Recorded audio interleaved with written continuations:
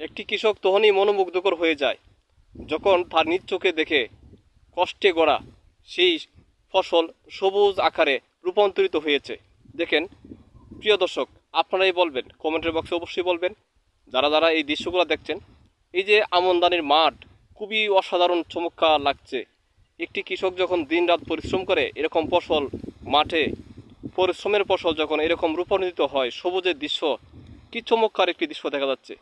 হ্যাঁ, তখন শুধু খালি আমরা যে ভিডিও করি তা না, সারা বিশ্ববাসী এই সবুজ দৃশ্যকে, এই আমন্ত্রণের ফসল দৃশ্যকে খুবই চমৎকার পছন্দ করে।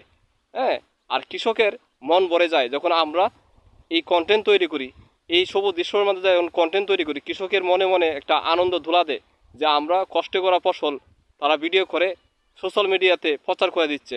ইনশাল্লাহ আমারও যদি ভালো লাগে তো অবশ্যই আপনাদের ভালো লাগবে। পাশেই থাকবেন। ধন্যবাদ।